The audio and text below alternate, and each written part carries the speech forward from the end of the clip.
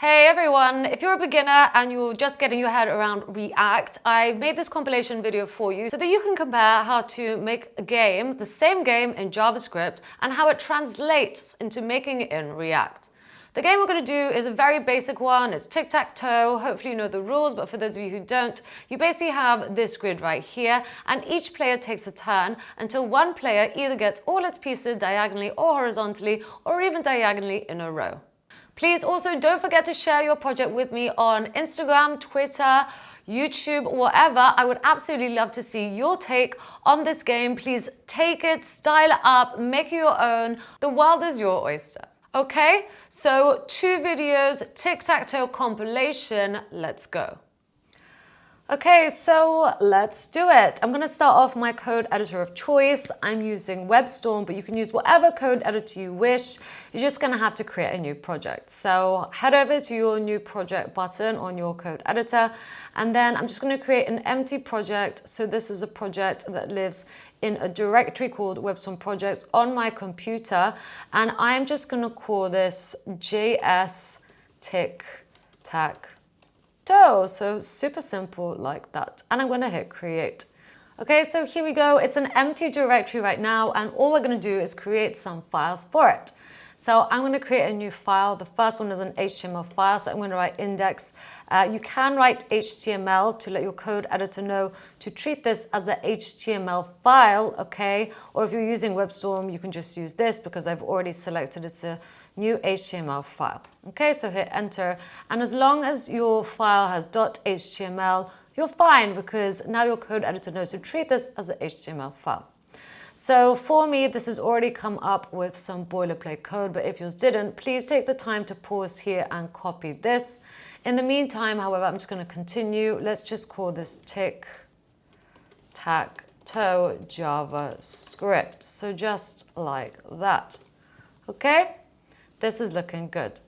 So amazing. Here is what we have. And of course, we're going to have 2 more files. So new file, you could just select file, or you can select the pre-made files here. I'm going to do file so I can show you how to add the file extension. So let's go ahead and add styles.css, giving it the .css extension, and hit enter to let our code editors know to treat this as a CSS file.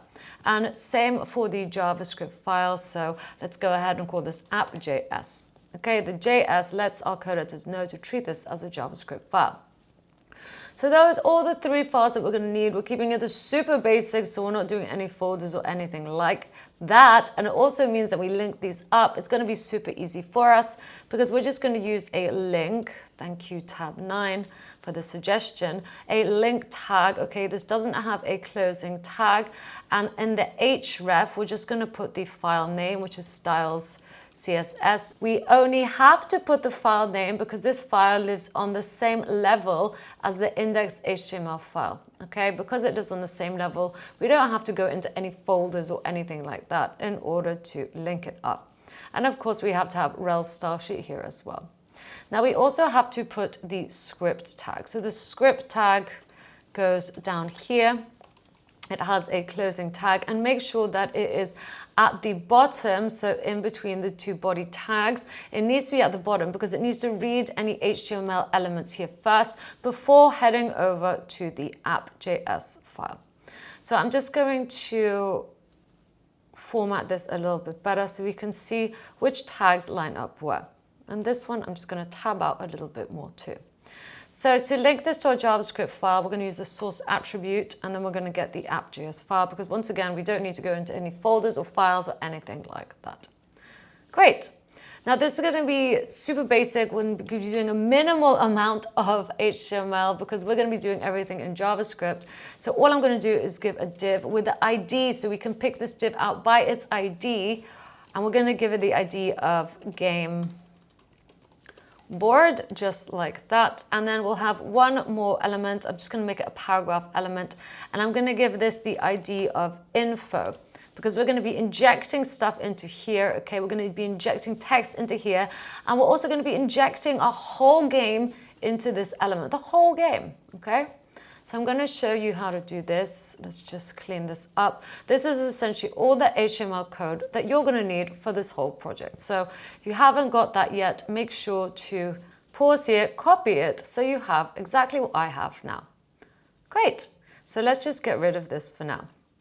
So let's go ahead. Actually, let's open this up first. So I'm going to copy the path for this, copy the absolute path, and then I'm just going to get up my browser and paste in that path. Okay, so I'm just getting the index file that lives in the project JS Tic-tac-toe, that lives in WebStorm project, that lives on my computer.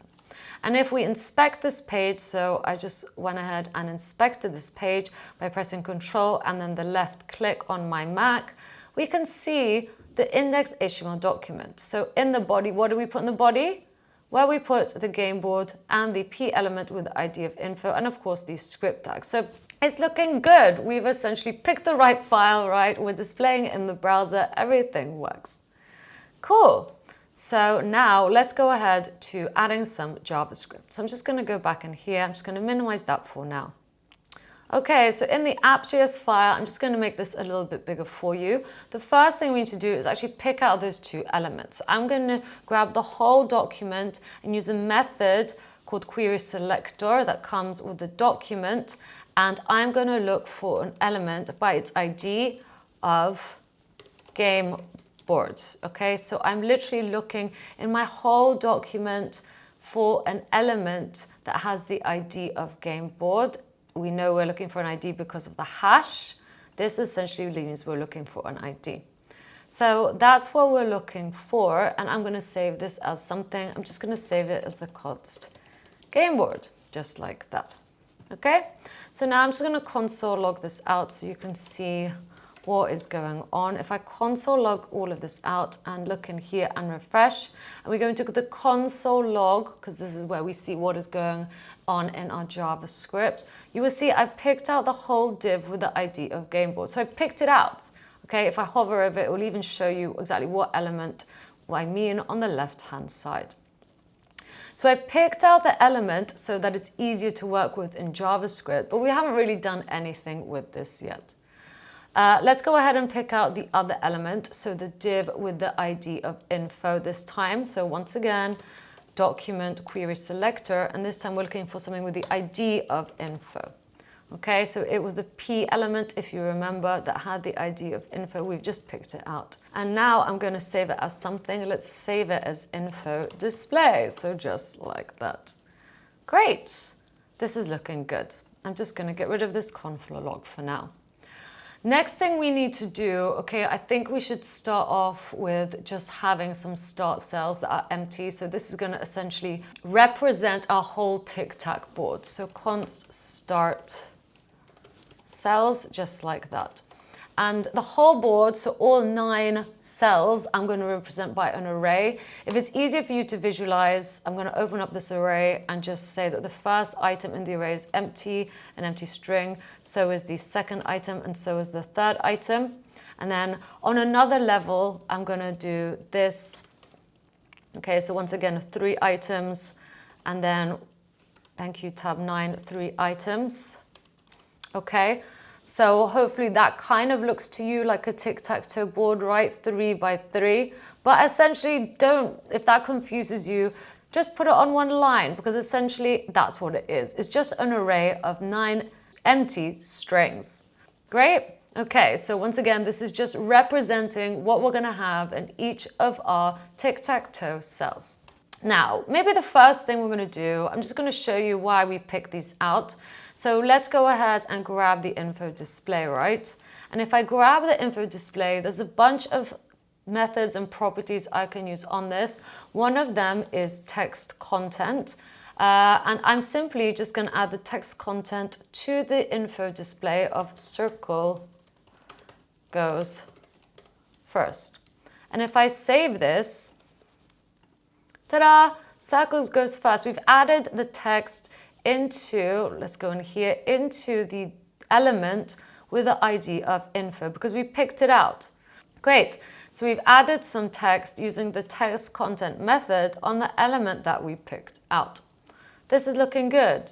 Now I'm going to use kind of the same logic, so picking out the element and adding methods and properties to it to actually create our game board.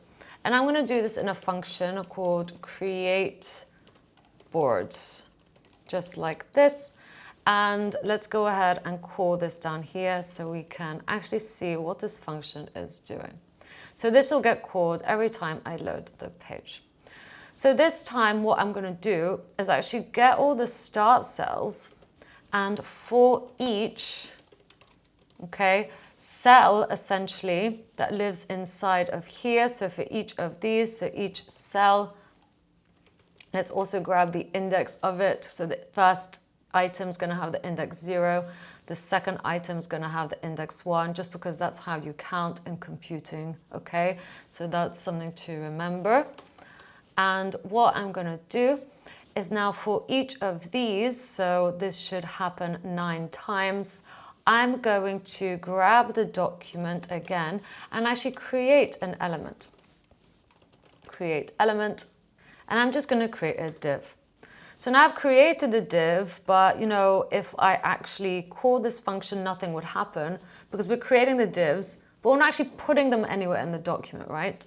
So maybe let's save this as a const. I'm going to save this as cell element, just like that. And once we have the cell element, well, we could just put it directly into the game board. So I grab the game board and there's a method called append that I can use, and I would just put the cell element here. So once again, for each of this, okay, so for every item in this array, I am essentially creating a div, I'm saving it under the const cell element, and that div I'm then appending into the game board. So each time this loop happens, I'm adding one more div, so boo, boo, boo, until 9 are in there, okay? So I'm just going to show you this. If I refresh this now and I look in the game board, you will see exactly that. You will see 9 elements in here, 9 divs that I created. Of course, it doesn't really look like much because we need to add styling, and we can also do that in the JavaScript file. So let's grab the cell element again, and this time I'm going to use class list add. So that is how you add a class list in JavaScript. And let's create a class called square. So maybe let's go ahead and do that. Let's get up our style sheet. I'm just going to make this a little bit bigger. Now, before we get to doing anything, I'm just going to grab the whole body of the document. I'm going to get rid of any default margin. I'm going to get rid of any default padding, okay? So get rid of that. I'm going to use display flex in order to initialize flexbox. And by initializing flexbox, I can now center everything in the document from left to right using justify content center. Okay, and if I want to center everything from top to bottom as well on the body, I use align item center, but this won't work because the body actually doesn't have any height given to it. So I'm going to have to give a height. I'll just do 100 viewport height. So the whole viewport of the browser. Great. So that should center everything. If we want to also make sure that everything is centered but on top of each other, there's one more thing I need to add. It's the flex direction, and that is going to be column. So now if I go ahead and, well, let's pick out the game board, right? So game board, the element with the ID of game board, right? Because this means ID. And I'm just going to give the game board a width of 300 pixels. Let's give it a height of the same, so 300 pixels, because we want to make it a square essentially. The background color, I'm going to actually give it the color of black. I'm going to show you why. At the moment, of course, this will look like this, right? So as you will see, it's centered. But both the items, so the div with ID of game board and the div with ID of info, are also on top of each other. So we've done that. And the game board, well, it's black because the cells, all of these squares, we're going to make white and space them out evenly. So maybe let's do that. Let's grab the class list of square, which is what we added here, right? We've added the class list of square. Of course, it doesn't exist in here, so let's make it. Dot means class name. And what I'm going to do is give each square a width of 100 pixels because we want 3 squares, right, to fit at the top and from top to bottom. And let's give them a background color of white. So at the moment, of course, they will look kind of like this. So 1, 2, 3, 4, and they go down. We're going to use Flexbox in order to make them go from left to right and stack over each other. But actually, to show you this may be better, let's do cell element in HTML and just add the index. Okay. And then refresh this. So 0, 1, 2, 3, and there's the indexes in each cell. And now if I go ahead and simply on the game board, initialize Flexbox once more. So display flex, save this. I want to show you what this looks like. They're all squished. I don't want them squished. So I'm going to do flex, wrap, wrap. And let's have a look now. And there we go. So 0, 1, 2, 3, 4, 5, 6, 7, 8. They're now kind of wrapped over each other. So this is looking much better, right? I'm happy with that. So cool. However, let's also give each of the squares, or maybe let's also give the game board a border, right? A border of solid 1 pixel blank, just because we filled it with squares, right? So here's our border. And now on the actual square itself, I'm also going to give a border. So border solid 2 pixels. Let's make it a bit thicker. However, if we give a border, of course, this will go like this, right? Because the border adds width. We don't want that. I want the border to be on the inside. So I'm going to do box sizing, border box. That's right. So that will essentially make them be on the inside. Great. And now, of course, we just have numbers in here, but if I wanted to center those numbers, I'm going to show you how to do that because I'm going to be putting, circles and crosses in there. Once again, we need to initialize Flexbox on the square. And once again, we need to do justify content center to center everything from left to right. And align item center. And because we do have a height and a width, both of these will work. So great. Now everything is centered. This is looking good. Another thing I'm going to do while we are here is just also make a class for the circle. This will be easy. To make a circle, we're just going to assign a height and a width. We're going to use 90 pixels. And then we're going to round the border. So border radius 50% to essentially make it look like a circle, and add a border of 15 pixels solid blue. So the circle is going to be blue essentially. And once again, use box siding border box to make it on the inside. So now if I went ahead and let's get rid of this. So now if I was to create another div, so document, create element, div, I'm going to save this as const circle element equals, and this time I'm going to actually get the cell element and append the circle element inside, then put the circle element in the game board. Of course, we also need to grab the circle element and give it the class list of circle. I'm going to show you what this looks like. Ta-da! So now in the game board, we have the div with the class of square, and inside each one, we also gave it a div with the class of circle. So that's what the circle is going to look like. So it looks good. Let's work on the cross, right? So let's make a cross.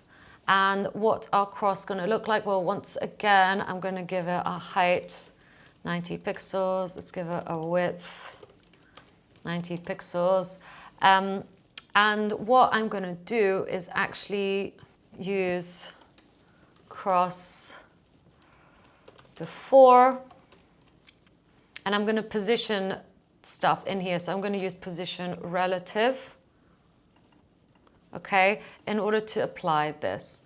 And maybe actually on the cross before and the cross after. So we've picked out the cross before and the cross after, and this style is going to be applied to both. We need to use content when using before and after, and an empty string. Let's give this a position of absolute, and I'm going to make it red, so background color red. So at the moment, this will just look like, let's just change this to be cross. That we've got a div with a class of cross, and inside we've got before and after. And now let's actually, once again, get the cross before. The left of it, I want to start at 50% of the parent, which is the cross element. The width of it, I want it to start at 30%. And let's give it a height of 100% of the parent. So now what it will look like is this. So we have one line essentially. Let's make the other one. So I'm just going to copy this, cross after. And again, we need to decide where stuff is going to start. This time I'm going to make it start 50% from the top. From the height, I'm going to make it 30%. And then the width, I want to take up the whole width of the parent, so 100%. So this should now look like a kind of cross. I'm just going to give it a margin left of -15%. And on here to margin top -15%. So that it looks more centered. So here we go. And now I'm going to rotate everything. So on the cross, I'm going to use transform, rotate 45 degrees.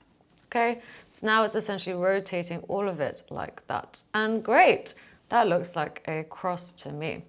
So I'm happy with that. That's all the styling we're going to do, so I can shut that down. Let's move on. So we're not going to do this, okay? I'm just going to get rid of that. We'll be doing that later. I just wanted to check that the circle and the cross look good, which they do. So let's get rid of that and continue.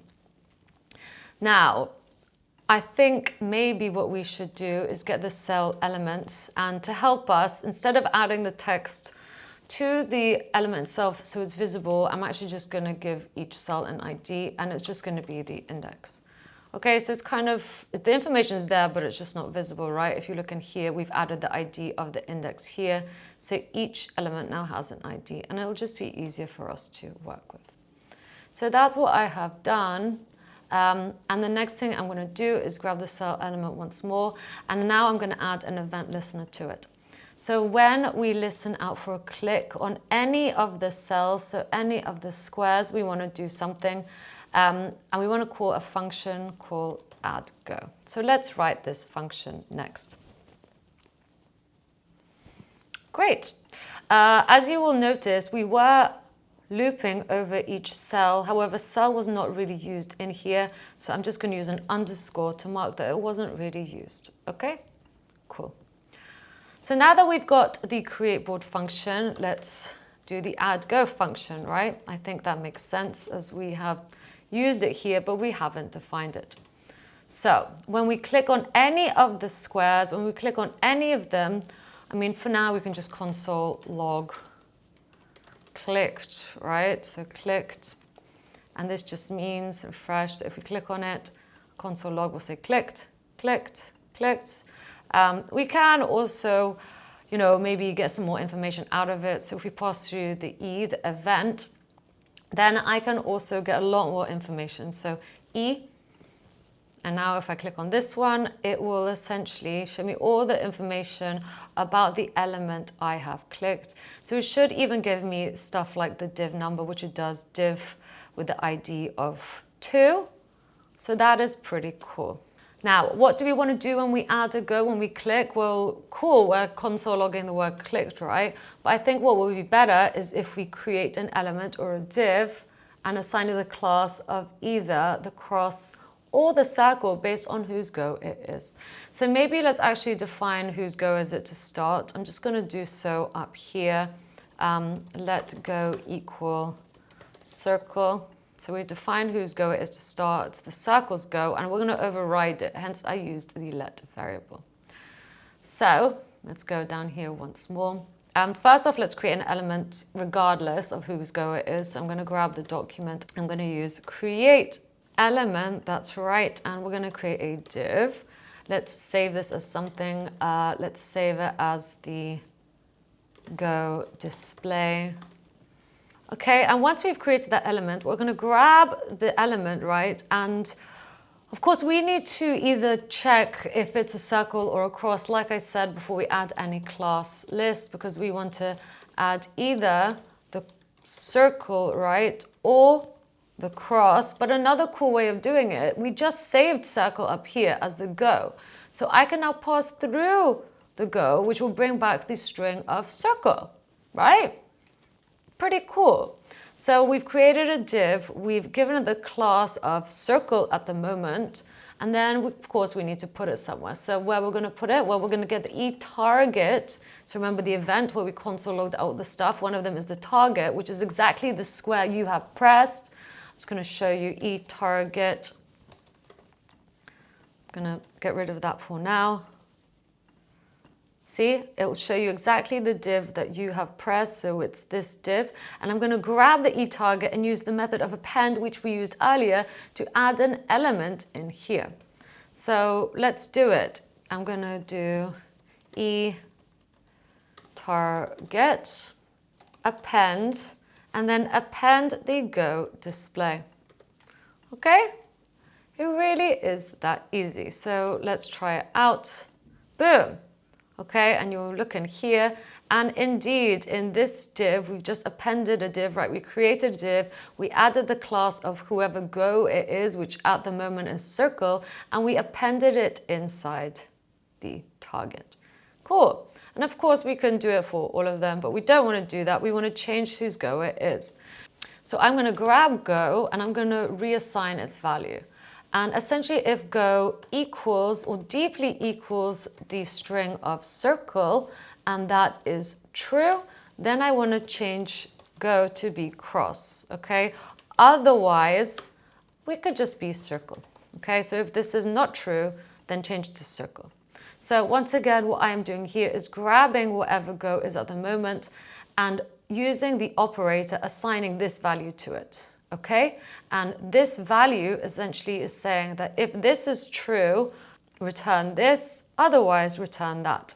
At the moment, go does equal circle because we saw it up here, so return back cross and assign it to the original go.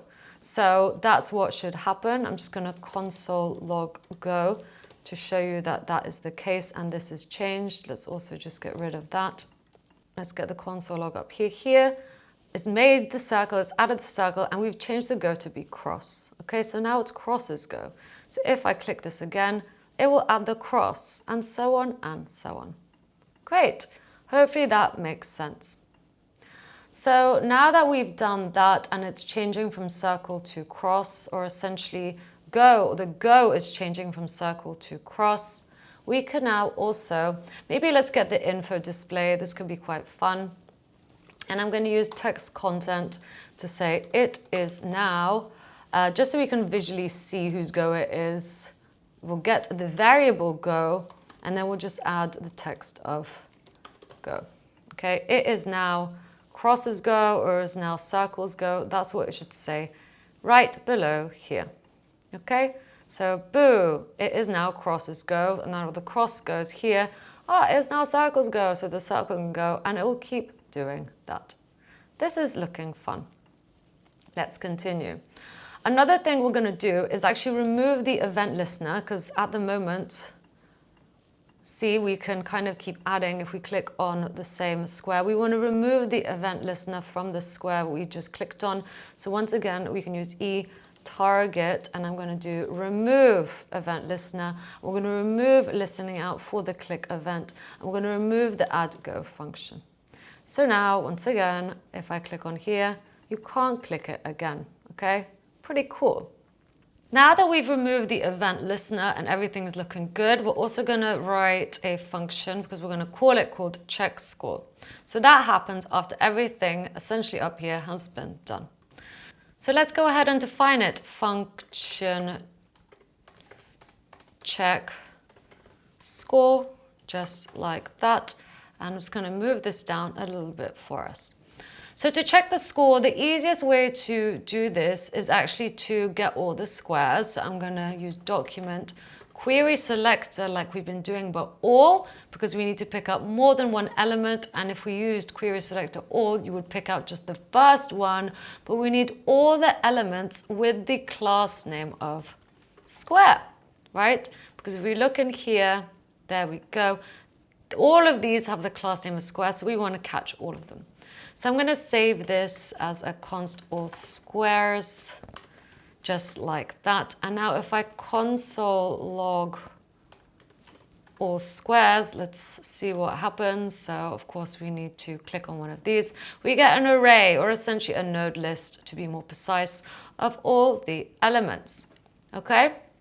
And let's also now, well, what do we want to do? We essentially want to look at the IDs and figure out which are the winning combos. So if there is a circle in, say, the div with ID 0, the div with ID 1, and the div with ID 2, we know that's a winning combination.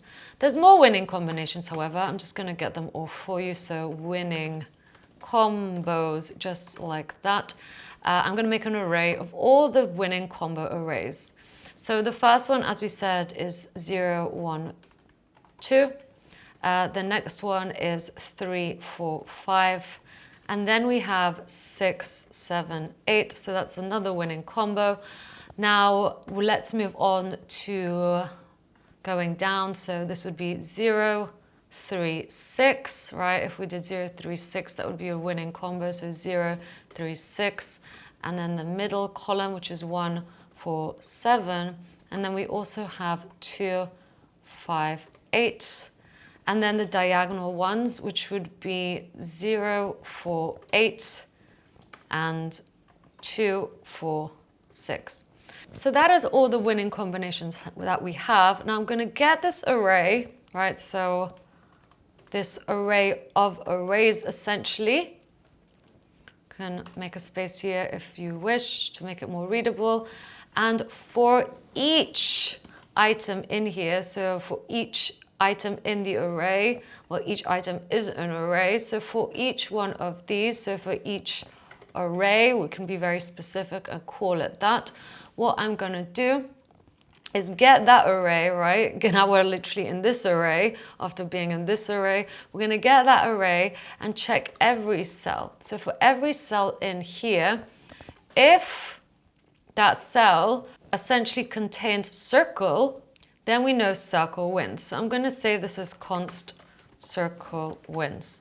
However, we now also need to work with the squares, right? So I'm going to grab all the squares. I'm going to grab that node list, and I'm going to essentially look into that node list. I'm going to pass through the index number, which is now represented as a cell, right? Because we are looping. So essentially, if I put in cell here, the first time this loops, we're essentially passing through 0.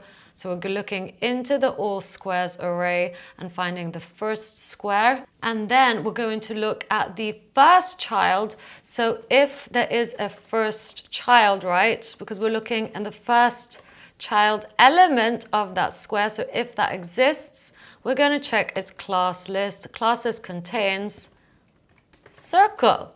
I'm just going to put this on a new line so it's more readable for you. Okay, so I'm going to zoom out. Once again, make sure that is in the check score function, right? The check score function finishes here. We're getting the winning combos array, so this whole thing. And for each array, so for each item in here, which I've called array, we are getting the array and checking that every item in here, which I've called cell, and I'm using that to pass it through into the nodes list to check that the nodes list with index 0, first child, contains a circle. The nodes list with index 1, first child, contains circle. And the node list with index 2, first child, contains a circle. So now, if circle wins and this is true, we simply want to get the info display and get the text content and put circle wins. So just like that. However, this does need to be inside here, right? So just like that. Great. So amazing. That is my whole piece of code. Let's check it out. So let's go ahead and do it. Let's put a circle here. I'm going to put a circle here and a circle here. And yes, circle wins. Let's try for this way. Da, da, circle wins. And let's do one diagonally. Da, da, and circle wins. So we've checked 3. Please feel free to check all of them if you wish. And for the crosses winning, well, I'm going to be lazy. I'm just going to copy all of this, paste it, and change a few things. So let's save this as cross wins to make it more readable. This time, let's check all of them if they contain the class name of cross. So the first child of each square, we are checking if it contains the class name of cross. And if cross wins, well, then we want to display cross wins. Okay, so now let's go back here. Let's put a cross here. Cross wins, that is looking good. And hopefully it does the same for, let's try a diagonal. So cross, cross, cross, and cross wins. However, you might have noticed that, you know, you can carry on playing. I want to stop playing once circle wins. So in order to do that, I'm just going to do one more thing here. So after we display who wins, we don't really want to be able to play anymore. I'm going to add this code. I'm going to show you what it does. So I'm going to get all the squares, and for each square, so I'm just going to call it a square that lives inside of it. I'm going to get the square and I'm going to replace with, and then I'm going to pass through square clone node true. Okay, and I'm doing this in order to essentially remove any event listeners from all of the squares. Okay, we can't just do, unfortunately, remove event listener.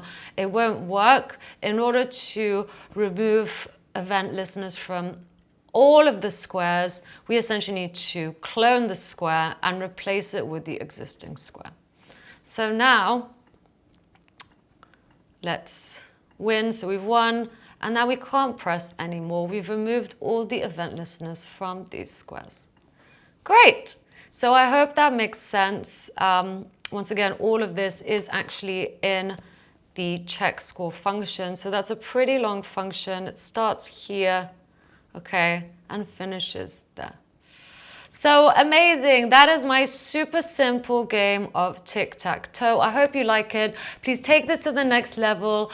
Make it your own, style it up. Let me know how you get on. Hopefully you can see it's all working. You can really go wild and yeah, play. It won't let you do moves that aren't valid. See, I can't click anywhere. So that is another positive to this. There's no cheating allowed. So great. I hope you had fun. Okay, so first off, please start off on your code editors of choice. I'm using WebStorm, but if you're using VS Code, that's fine. In WebStorm, however, is a bit easier because I just have to select React and it will give me essentially everything I need to create a React app. So essentially what I'm going to be doing is creating a project. I'm just going to call this React Tic-tac-toe. And essentially I'm making a directory that lives in a directory called WebStorm projects on my computer. And we're going to use this command in order to spin up the app. So if I go ahead and click create, that will create my project. If you are using another code editor, you can do this from the terminal. Okay, so all you're going to do essentially is gravitate to a directory where you store your files. So for example, let's do WebStorm projects again and hit enter.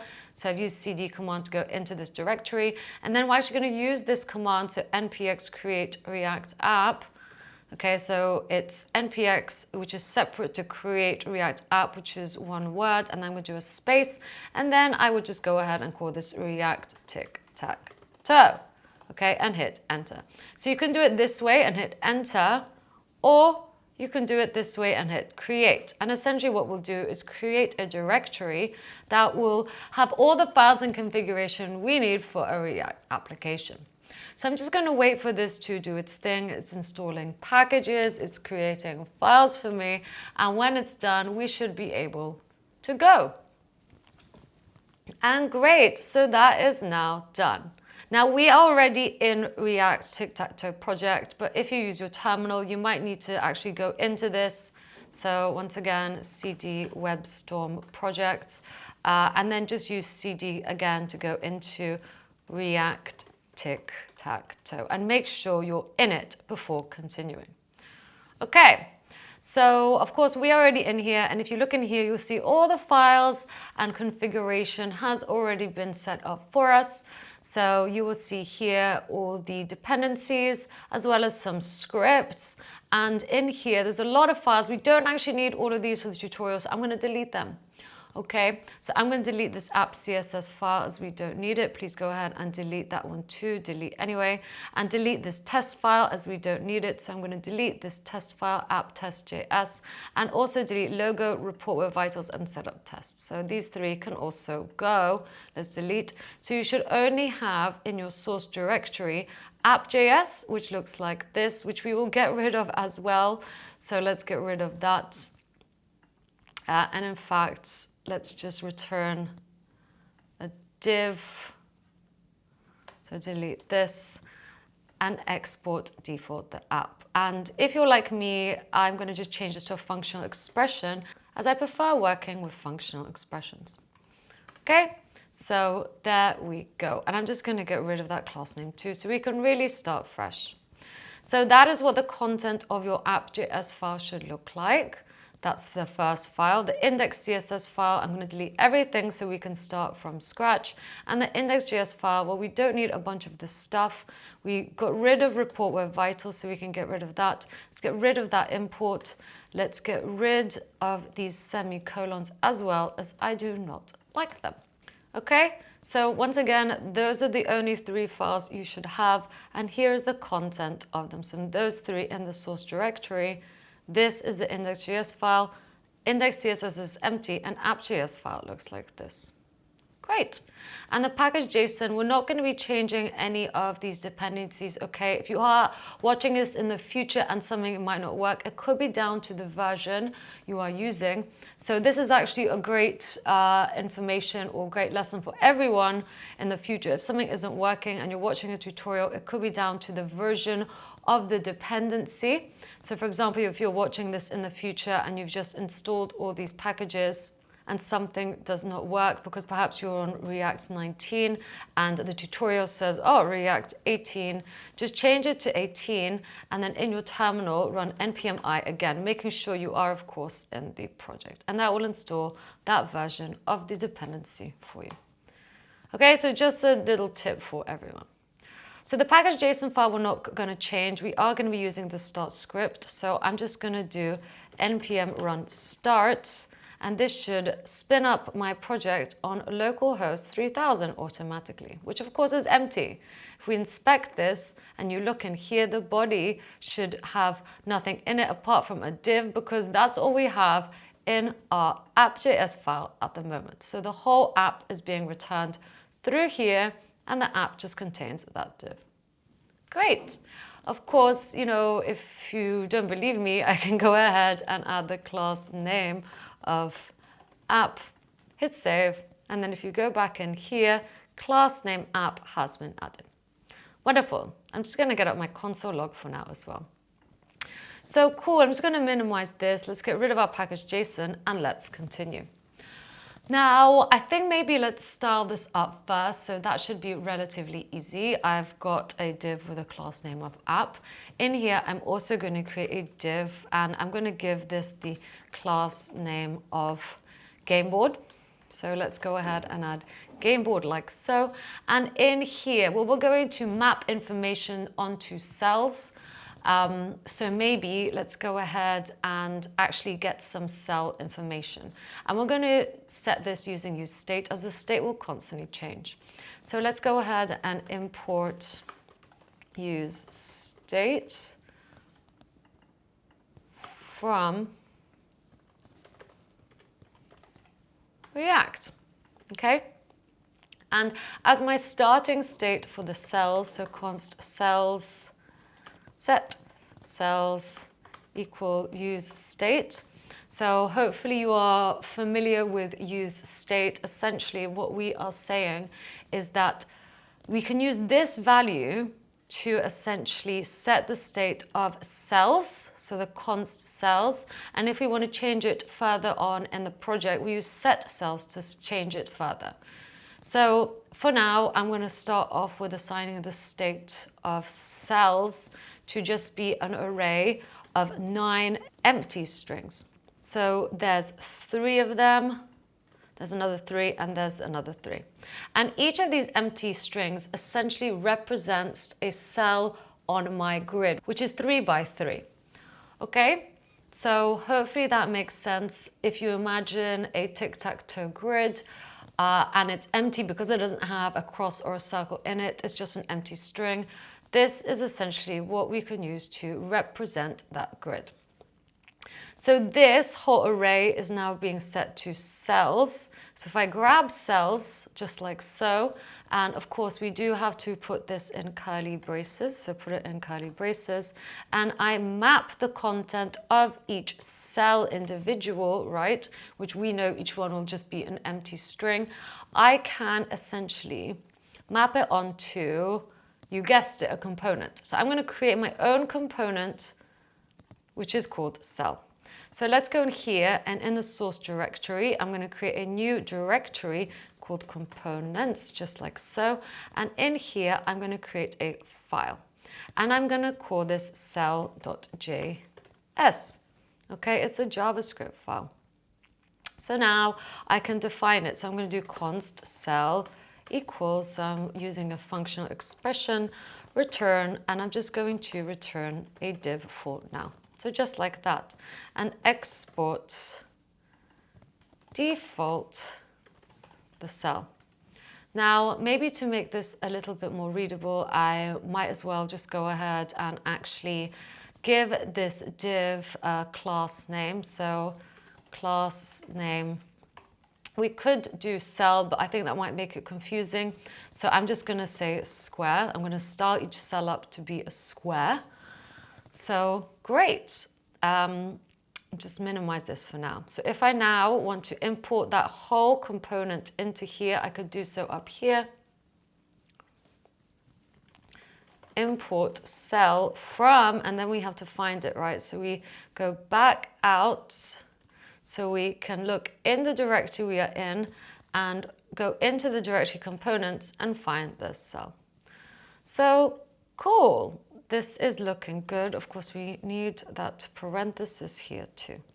So for now, each cell, I'm just mapping it out onto the component cell. So maybe let's pass through the whole cell just like so as a prop, which means that on here, we also need to pass through that prop, destructure the prop, and maybe let's just go ahead and show it here as code, right? So if we now look in here and I just go to elements and look in the body, we've got a div with the class name of app, we've got the game board, and in here, indeed, we have divs, we have 9 divs, all with the class name of square, so essentially that represents one cell component. All of them represent cell components, and in here, because cell is just an empty string, we don't see anything. But if I was to change this, so for example, if I was to put blur in as the first item, not just an empty string, you will see that in here now, the first div, instead of just an empty string, has the text of blur, and we can actually see it. So that is just something that I wanted to show you. But let's carry on for now. This is what I want to do. Now, as we are mapping, we should also have an ID on this element. So let's just maybe move this down. And because we're going to be passing through a few things, I'm just going to put that like so. And let's get the index of this here. So we can grab the index so we can kind of keep track of how many times we are looping over which element as well. And the cell also needs a key. So key index, otherwise if I don't have this, I'm just going to show you in the console log, it will essentially warn you that each child in a list should have a unique key prop. So let's just go ahead and add that key, and I'm just going to use the index for it. okay? And if I want on the cell, we can also actually pass through an ID, which is going to be the index 2, so index. But that, of course, means that we need to pass it through as a prop here, so ID, so. Okay, and as we pass it through, I think it would be nice to actually see the ID on the square. So I'm going to pass it through like this. Okay, I've just created a property on the div. And once again, if we look in elements and look in here, that should now be added. We just added the ID based on the index number of the item that we are mapping over.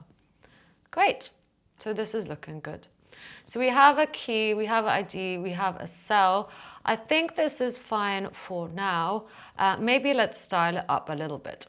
So let's go into our index CSS file and let's actually grab the element with the class name. So dot is class name of app. And I'm just going to remove any default margin and padding. So just like that. And I'm going to use display flex, initialize flexbox, because we want to essentially center the game board in the app. So display flex is going to help us do that. And now we can use justify content center, okay, thanks to display flex. And we can also use align items center. So these two won't work without that. And this one won't work on the app because the app actually doesn't have a height. Let's assign a height to the app. I'm just going to make it the viewport height of the browser. Great. And because we have more than one thing in here, or we will have more than one thing in here, right? We have the game board. I also actually want to have some text. So let's just create a P element here, just like so. I want this and this to be stacked over each other. So I'm also going to use flex direction column to make sure that those two things are on top of each other as well. Now let's actually style the game board. So the div with the class name of game board, which essentially holds all our cells. So let's go ahead and grab the element by the class name. So dot means class name. And I'm going to make the game board width 300 pixels. Let's give it a height of 300 pixels, just like so. And then I'm also going to initialize flexbox on it. So display flex, which means we can now use flex wrap. In fact, maybe I'll just show you. So we have the game board in here already. Let's also grab each element with a class name of square. And because we want it to be 3 by 3, each square has to have a width and a height of 100 pixels. Let's also maybe give each one of these a border. So let's make this have a border of solid 1 pixel black. Just like so. And this square, again, solid 2 pixels black. Maybe let's make it a little bit thicker. And because I want this to be on the inside, I want the box sizing to be border box. So the border will be on the inside of the square rather than on the outside. Okay? So at the moment, all my 9 squares look like this. They're all squished. And in fact, maybe let's also show the ID so it's really obvious. So I'm just going to, instead of the cell, put ID in here. So 0, 1, 2, 3, all the way to 8, because we start counting from 0. And now, if I do flex wrap on here, they all appear like this, which is much better, okay? So now we know that this is the square with index 0, 1, 2, 3, 4, 5, 6, 7, and 8, and so on. So here's all our 9 squares. Great. This is looking good. Now let's also center the content of these squares because, you know, we're going to want to center that eventually. So once again, I'm just going to initialize flexbox. I'm going to use justify content center to center it from left to right and align item center. And because it does have a height and width, we don't need to do anything else. And that is centered. So that is looking great. I'm really happy with that. So this is cool. Let's move on. So I think the next thing for us to do, I'm just going to go back into the cell and remove that and just put the content of the cell back in there. I think the next thing for us to do is actually decide on the starting text that we're going to have. So I think back on the app, let's also have some text that we're going to display. We're going to display this essentially in the paragraph element. Let's go ahead and for now, well, it's going to be a winning message, right? And we're going to have other messages in between that, but the final thing is going to be winning message. So I'm going to just do that. And as the original winning message, well, we're just going to have null at the beginning. Okay, or it could be an empty string. You should probably put an empty string really. I just put null. Okay, and let's also set whose go it is to start with. So I'm just going to go ahead and put const go, set go, use state, and as the starting state, I want circle to be the person taking the first go. Okay, so circle essentially is always going to go first in this game. And now another thing I'm going to do is just have a message as well. So const message, and this message will display in between, you know, when we don't have a winning message.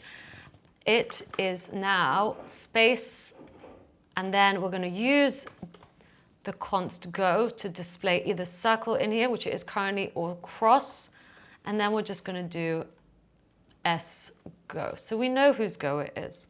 So now, if we don't have a winning message, which of course we don't at the moment, so I'm just going to go down here and here. If we don't have a winning message, then we can show that message, right? Because this means or, so show this, and if this doesn't have anything, show that. So there we go. This is looking good. So of course it will say it is now circles go, because that's what we have set as the message, and this does not exist. It is null. Great. So if you actually put an empty string here, that would have worked as well, just so you know. Okay, but for now, I'm just going to keep that as null. Okay, so now we essentially want to handle the click. So what happens when we click on a cell, correct? So let's go back to the cell. So here is my div, essentially. It looks good. Perhaps maybe let's get rid of this right here. I'm going to create a div that will hold the cell like so. So it's a wrapped div in the div with a class name of square. Because if we click on the actual square itself, so on click, we want stuff to happen. Well, we're just going to essentially handle the click. Okay? And of course, let's define that up here. So const handle click, just like that. And we're going to pass through the event because we want to essentially track which square we click, right? So console log E for the event. And if I get the target, it will show me exactly the square that we clicked. So I'm going to go back here and just show you. Let's get up our console log. If we click on this one, it shows the div with a class name of square with ID 0. If we click on this one, it shows the div with a class of square ID 8. Okay, and of course it's got that div in there. So cool, we're keeping track of which div we click on or which square we click on.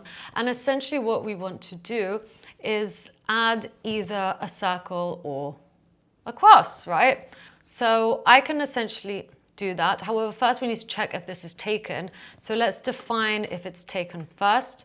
Well, we're going to get the E target. And if the first child, so essentially this div right here, the one that we're checking, if that div contains the class list of circle, contains class list circle, then we know that it is taken essentially by the circle. Or we want to be kind of generic, right? So we can do, or we're going to check for if the first child contains a cross. So if this is true or this is true, then we know it is taken by either the circle or the cross. Okay, just get rid of that for now. So there's the full line of code. I've just split it on 2 lines. Okay, so once we've defined if it's taken, we can say that if it's not taken, so if taken is false, well then we can essentially check if it's circles go or crosses go. So if go, so we should essentially pass through go into the cell, right? So maybe let's do it here. I'm going to get go and just pass it through. And now let's destructure it on here, so go. If go deeply equals the string of circle, which of course we know that it does. I'm going to get the e target once again, and I'm going to get its first child. So essentially this div, and I'm going to add the class name of circle. So class list add circle. Of course, we have to also define it in our style sheet. So let's go ahead and do that. So in here, I'm just going to create the class of circle, just like so, making sure to actually spell circle correctly. And the circle is easy. I'm just going to give it a height of 90 pixels actually, just a bit smaller, and a width of 90 pixels, just like that. And let's give it a border radius to round it off of 50%. So let's go with 50%.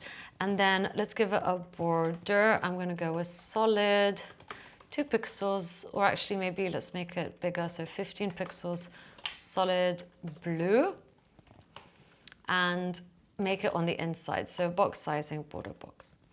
Okay, so that's the circle. The cross is a bit more complicated. Essentially, we're going to make a cross, so kind of like a plus sign, and rotate it. I'm going to say that the cross is also 90 pixels in height and width to make it the same. We're also going to give this a position of relative, and then we're going to use before and after. So we're going to grab the cross and get before, and we're also going to grab the cross and get after, because I need to add content and an empty string.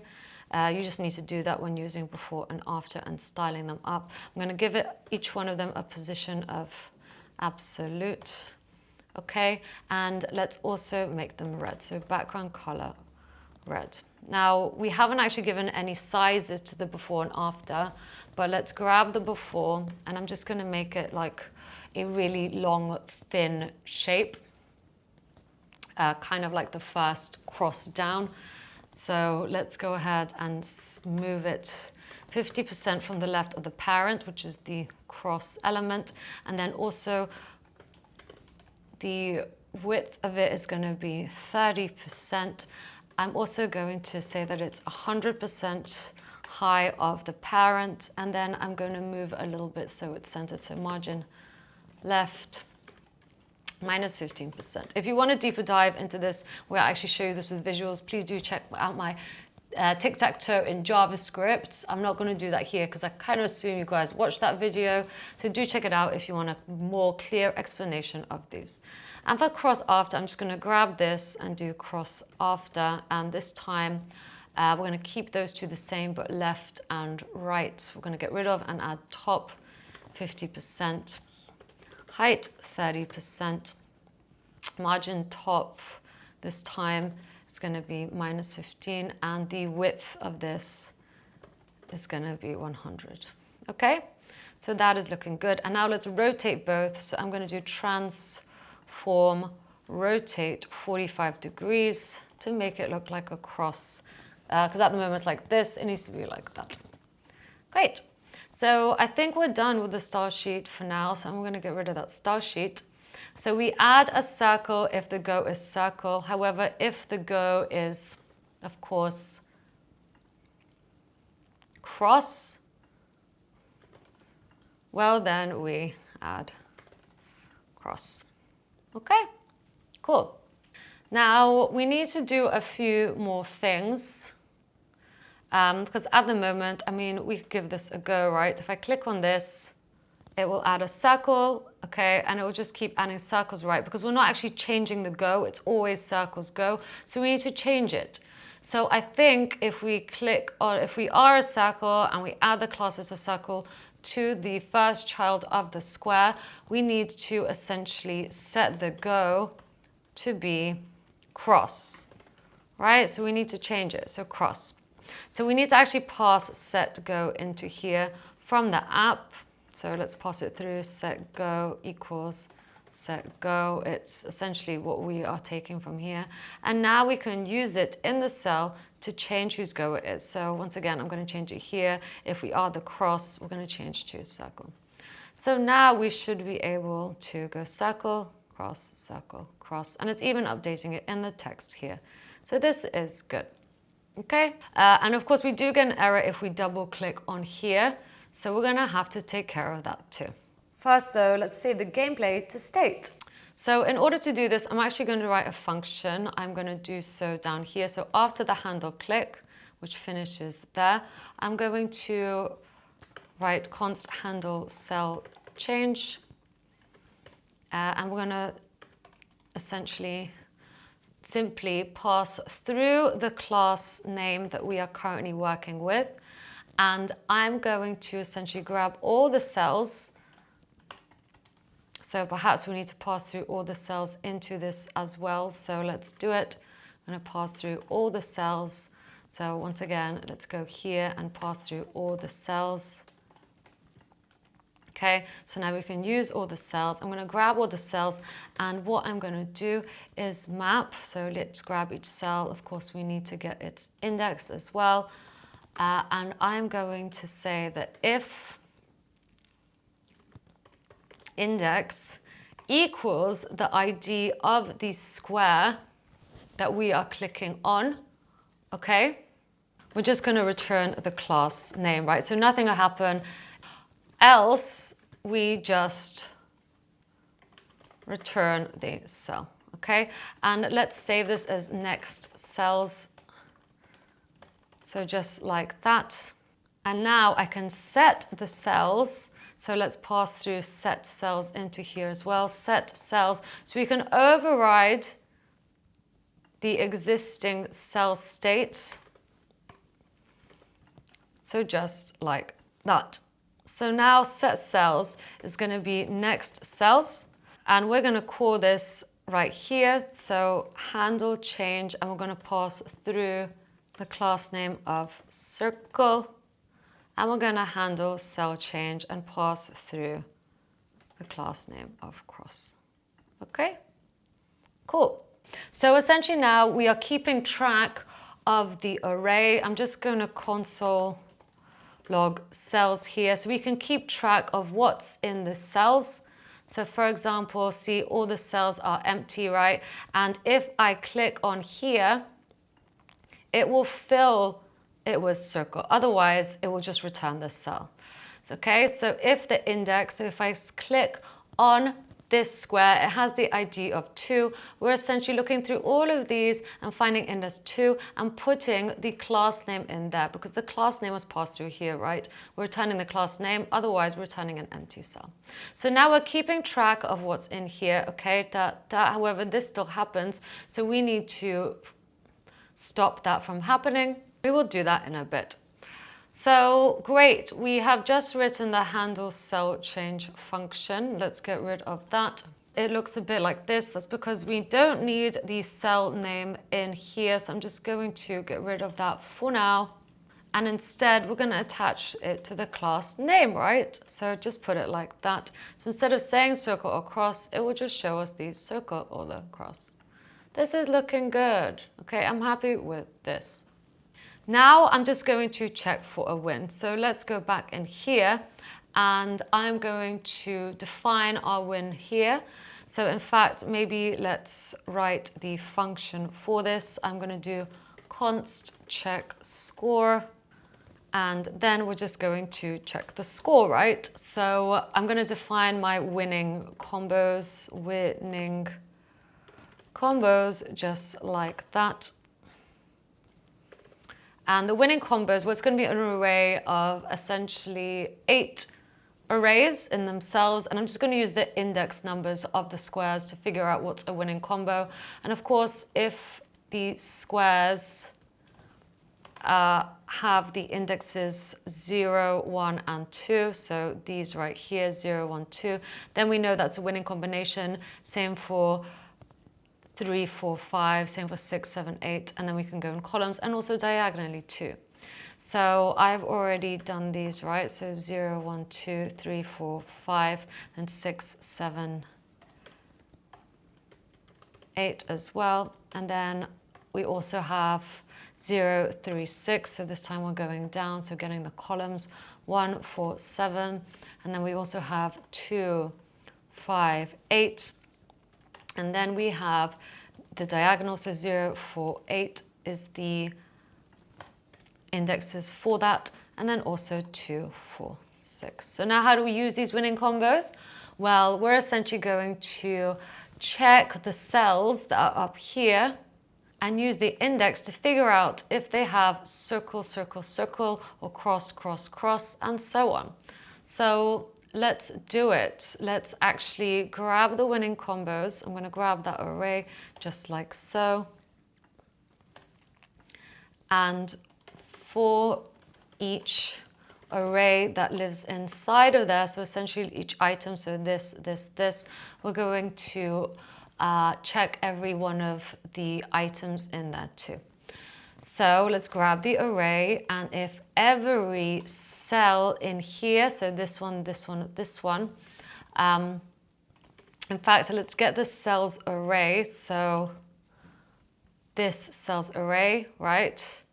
And let's open it up and pass through the cell.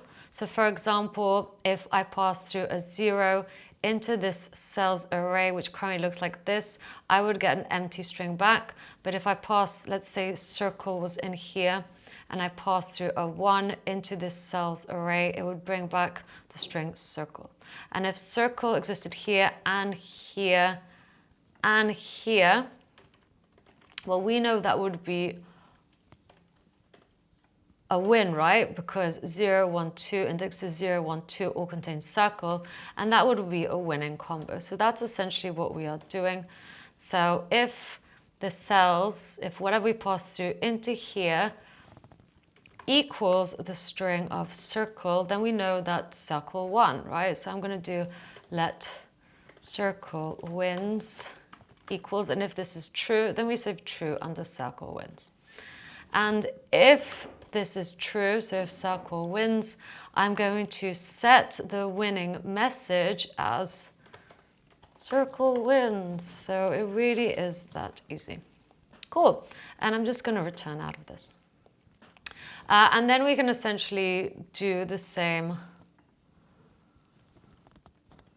for the other winning combo, right? So let's grab all this. I'm just going to paste it like so. And now we're going to do if cross wins, and if this equals cross, then if cross wins is true, then we'll set the winning message as cross wins. Okay, so cool. That's essentially what we are setting like that. And I want to check the score every time essentially this cells array changes. So I'm going to use effect for that. So just like so. And as a dependency, I'm going to put the cells array. So we're essentially calling this every time that array changes.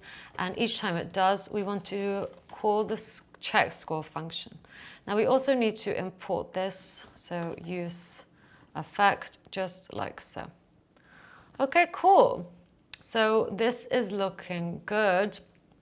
And to stop us being able to carry on clicking, so at the moment, you know, like this should say circle wins, we should be able to stop clicking anywhere else, right? So I'm going to say, in fact, I'm going to pass through the winning message into the cell as well. So let's grab that winning message, let's pass it through into here, which means that we can pass it through into here, and handle click, I'm just going to wrap all of this in here.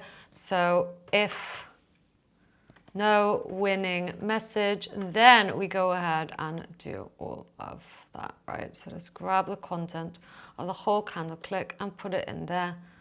Okay, save that. And now